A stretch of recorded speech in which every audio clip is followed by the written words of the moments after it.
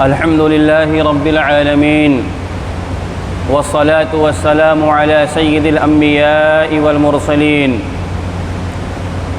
أما بعد فأعوذ بالله من الشيطان الرجيم بسم الله الرحمن الرحيم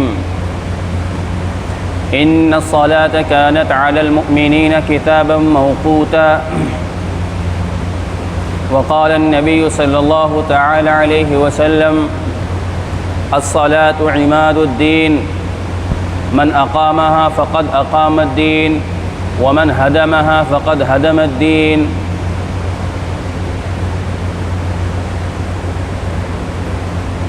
وقال النبي صلى الله تعالى عليه وسلم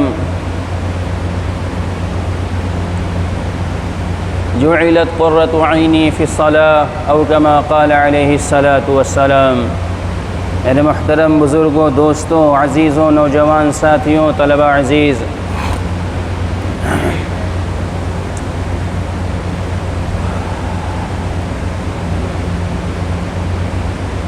دین اسلام کے اندر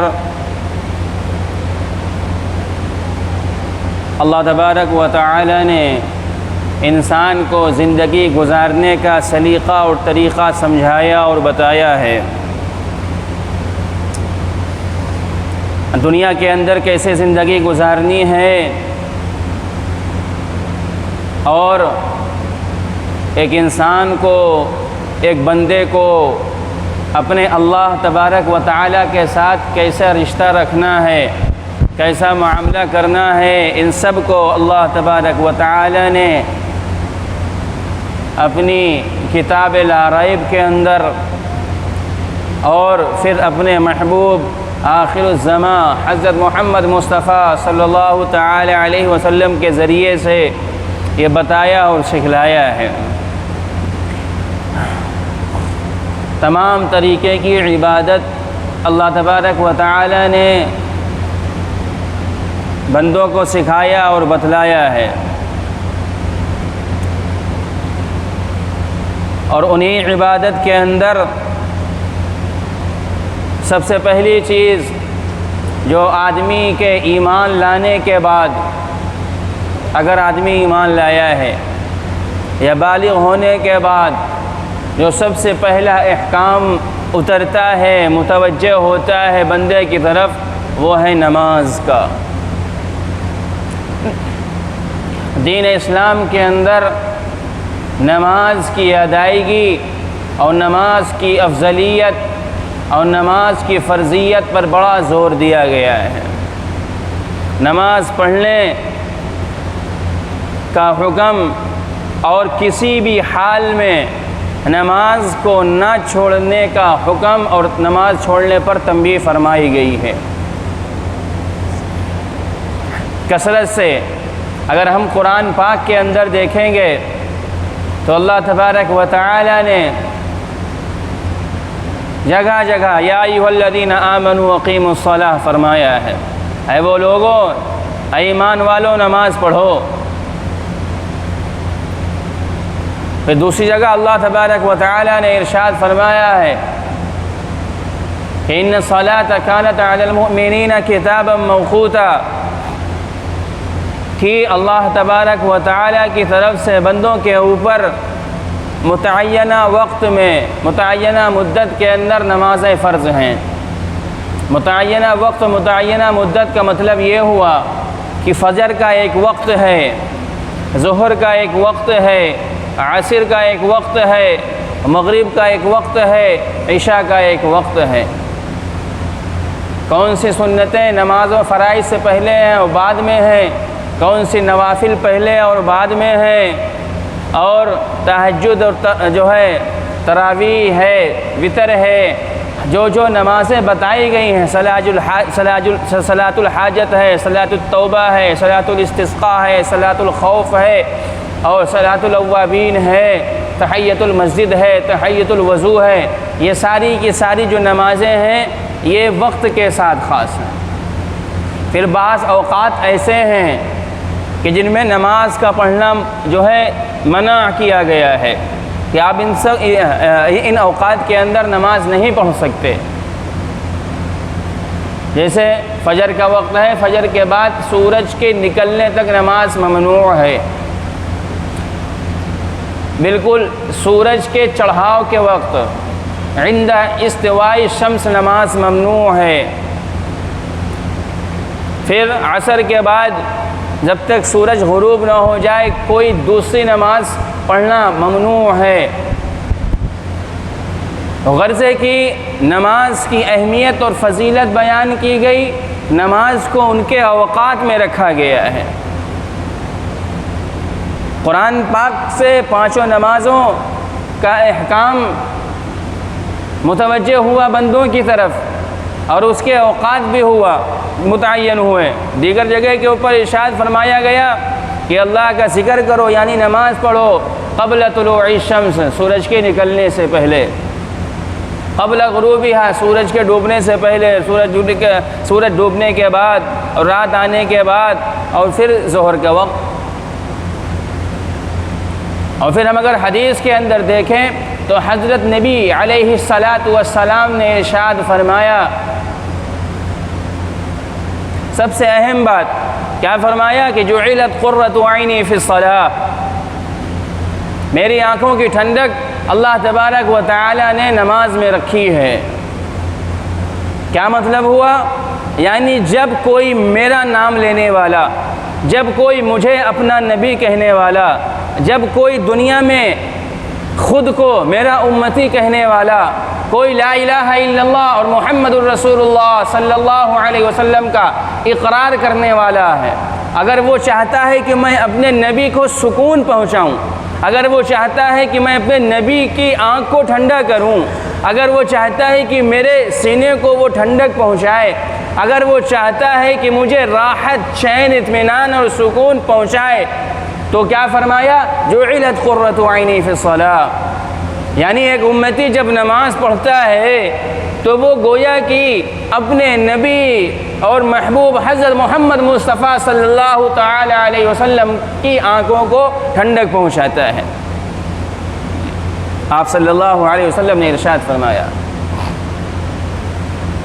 دوسری جگہ دوسری حدیث کے اندر آپ صلی اللہ علیہ وسلم نے ارشاد فرمایا کہ لا صلاۃ لمن لا ایمان لمن لا صلاۃ له، کہ جو شخص نماز نہ پڑھے وہ ایمان والا نہیں ہو سکتا۔ دوسری روایت میں آپ صلی اللہ علیہ وسلم نے ارشاد فرمایا کہ الصلاۃ عماد الدین من اقامها فقد اقام الدین، کہ نماز دین کا کھمبا اور ستون اور پلر ہے۔ یعنی کوئی انسان اپنے آپ کو مسلمان بتائے اور ظاہر کرے، اپنے آپ کو مومنین میں سمجھتا ہو، اپنے آپ کو مسلمان و مسلمین کی جماعت میں سمجھتا ہو، اور وہ نماز نہ پڑھے، نہیں پڑھتا، نماز کی پابندی اس کے اندر نہیں ہے، تو اپنے آپ کو ایمان والا نہ سمجھے۔ کیونکہ اگر ایمان کی جیسے گھر کی بنیادیں اگر مضبوط نہیں ہیں، گھر کے ستون مضبوط نہیں ہیں اور ستون نہیں ہے، تو ظاہر سی بات ہے کہ آپ بغیر ستون اور بنیاد، بغیر کھمبے اور پلر کے ایک عمارت کی چھت کو نہیں ٹیک سکتے، نہیں روک سکتے۔ آپ صلی اللہ علیہ وسلم نے یہ ستون اور کھمبے کی یہ مثال بتائی ہے، یہ اہمیت کو بتانے کے لیے کہ گویا جیسے پلر کی اہمیت ہوتی ہے ایک عمارت کے اندر، یعنی عمارت کھڑی نہیں ہو سکتی، گھر نہیں بن سکتا، بلڈنگ نہیں بن سکتی جب تک کہ اگر پلر نہ بنایا جائے۔ کیوں؟ جب تک پلر نہیں بنایا جائے گا اور ستون نہیں بنایا جائے گا، جب تک چھت نہیں ڈالی جا سکتی۔ تو یہ مثال کے طور پر آپ صلی اللہ علیہ وسلم نے سمجھانے کے لیے، بتلانے کے لیے یہ مثال کو واضح کر کے ارشاد فرمایا، تاکہ لوگ سمجھ جائیں کہ نماز کی دین کے اندر اہمیت کیا ہے، کہ نماز کی وہی اہمیت ہے دین کے اندر جو عمارت میں کھمبے کی اہمیت اور حیثیت ہوتی ہے۔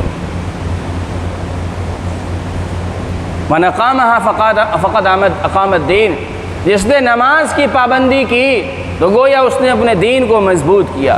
ومن ہدمها فقد ہدم الدین، جس نے نماز کو چھوڑ دیا گویا اس نے اپنے ایمان کو چھوڑ دیا، ایمان کی عمارت کو ڈھا دیا، گرا دیا اور اس کو جو ہے زمین بوس کر دیا، زمین دوز کر دیا۔ یہ اللہ کے نبی علیہ الصلوۃ والسلام نے ارشاد فرمایا۔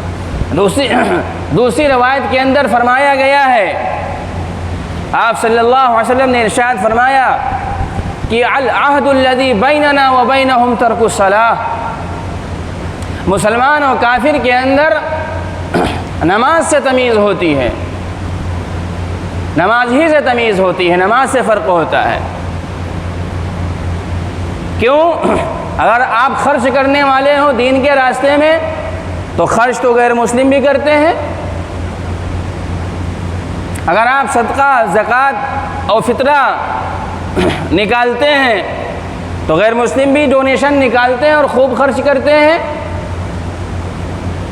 اگر آپ حج کرنے کے لیے جاتے ہیں تو یاترا کے اوپر اور تیرتھ وہ بھی جاتے ہیں۔ تو میرے دوستوں، عزیزوں، نوجوانوں، آپ صلی اللہ علیہ وسلم نے ارشاد فرمایا، جیسے کافر لوگ بیٹھے ہوئے ہیں اسی میں مسلمان بھی بیٹھا ہوا ہے، تو اذان ہوئی اگر، اب اذان ہونے کے بعد کافر اس مجمع اور بھیڑ سے نکل کر کے نماز پڑھنے کے لیے جا رہا ہے تو اس کی پہچان ہے، مسلمان نکل کر کے جا رہا ہے تو اس کی پہچان ہے کہ وہ مسلمان ہے، لیکن اگر اٹھ کر کے نہیں جا رہا ہے تو اسی میں وہ بھی شمار ہوگا۔ بھائی غیر مسلم و کافر نماز پڑھنے کے لیے نہیں اٹھ رہا ہے، نہیں جا رہا ہے، اور اپنے آپ کو عبداللہ اور عبد الرحمن کہنے والا یعنی مسلمان بندہ بھی نماز پڑھنے نہیں جا رہا، تو ان کافروں کے اندر اور مسلمانوں کے اندر کیا فرق ہے؟ پتہ چلا جو مسجد آتا جاتا ہو، پتہ چلا جو مؤذن کی آواز سن کر کے مسجد کی طرف دوڑتا اور بھاگتا ہو، وہ ایمان والا ہے۔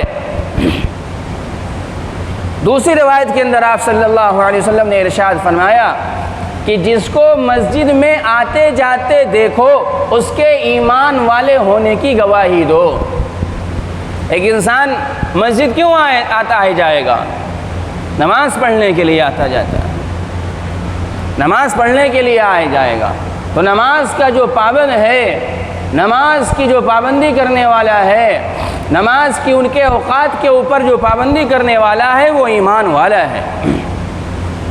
ہاں، ایسا نہ ہو کہ پیشاب پیخانے کے لیے تو مسجد جاتا ہو، مسجد کا بیت الخلا استعمال کرنے کے لیے جاتا ہو، مسجد کا استنجا خانہ استعمال کرنے کے لیے جاتا ہو، مسجد کے اندر ٹھنڈا پانی اور مسجد کا فریزر استعمال کرنے کے لیے آتا ہو، لیکن نماز پڑھنے کے لیے نہیں آتا۔ ہمارے مسلمان بھائی کیسے ہوتے کہ مسجد کی چیزوں کو استعمال کرنے کے لیے تو مسجد آتے ہیں، لیکن اللہ کے سامنے حاضری دینے کے لیے اور نماز پڑھنے کے لیے نہیں آتے۔ عجیب غریب صورتحال ہے۔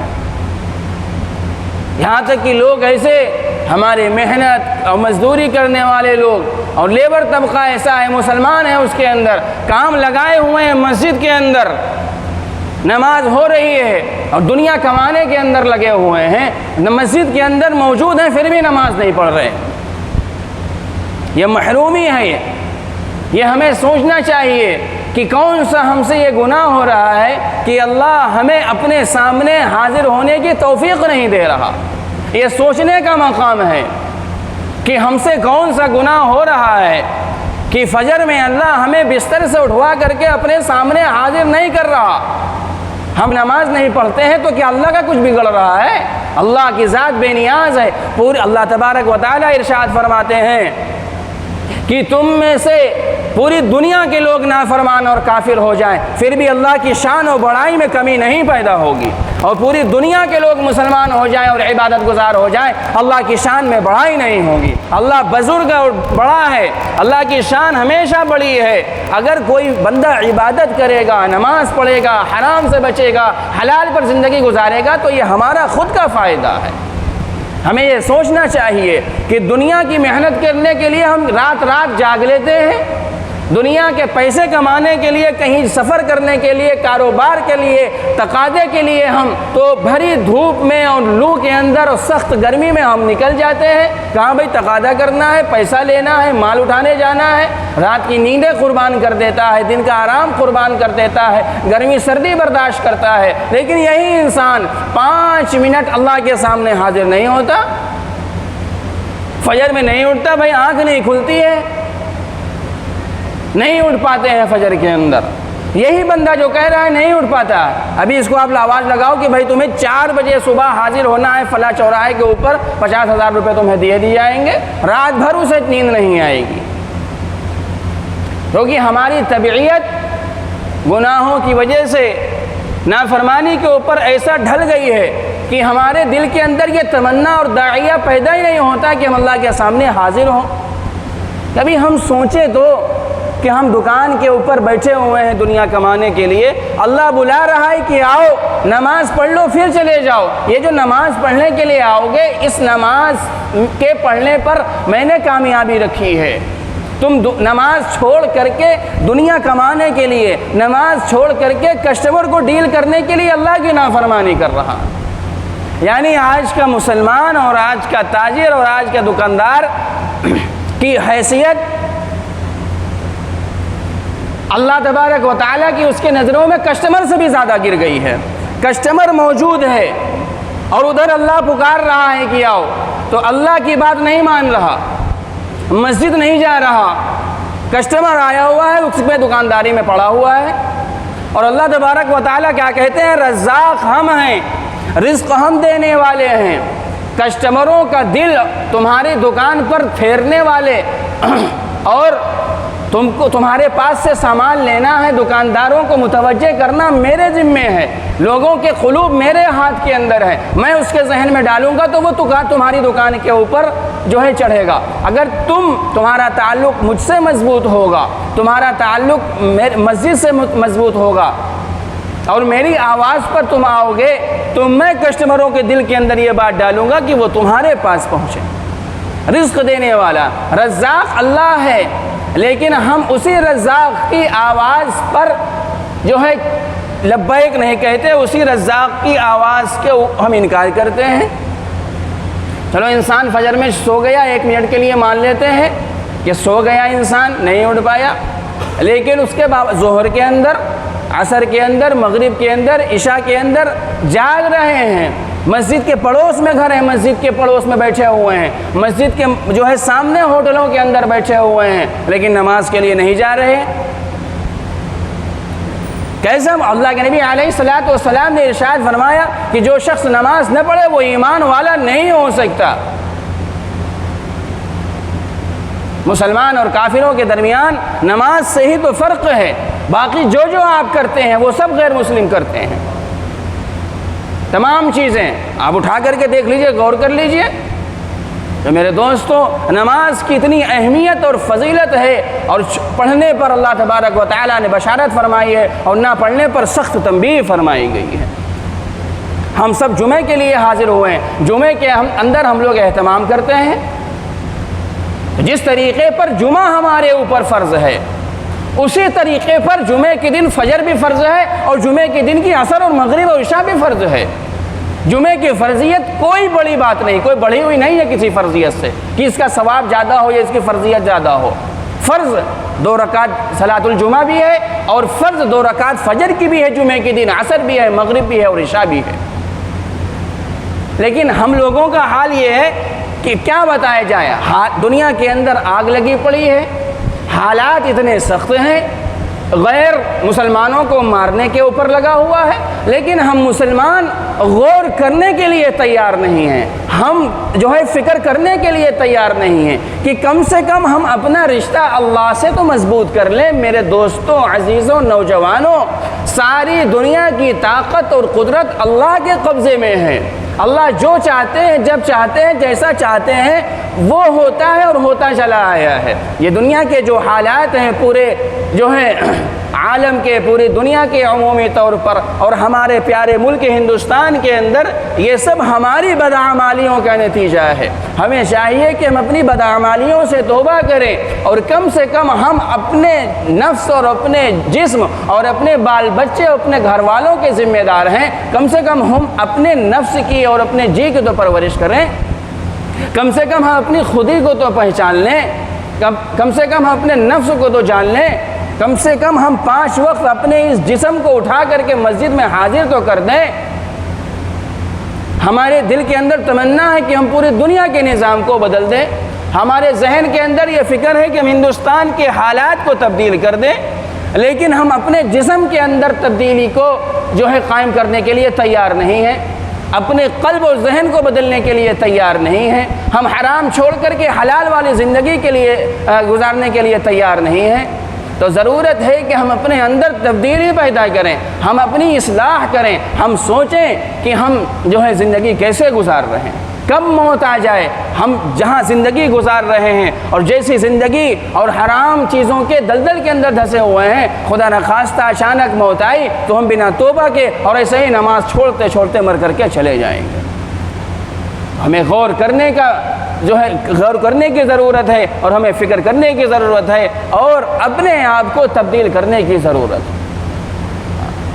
ہم یہ نہ سوچیں فلاں چیز تبدیل ہو جائے، فلاں گورنمنٹ تبدیل ہو جائے، فلاں لوگ بدل جائیں، فلاں جو ہے آ جائیں گے، حالات اچھے ہو جائیں گے۔ نہیں، ہم خود جب اپنے آپ کو نہیں بدلیں گے، ہمارے جو زیر کفالت ہیں، ہمارے جو زیر ذمہ ہیں، ہم ان کی تربیت اور ان کی تبدیلی کی فکر نہیں کریں گے، ہمارا معاشرہ بہتر نہیں ہوگا، ہمارا معاشرہ حضرات صحابہ اکرام والے معاشرے کے اوپر نہیں قائم ہوگا۔ اللہ تبارک و تعالی ہمیں کہنے سننے سے زیادہ خوب عمل کی توفیق عطا فرمائے۔ وآخر دعوانا ان الحمد للہ رب العالمین۔ دوسری ایک گزارش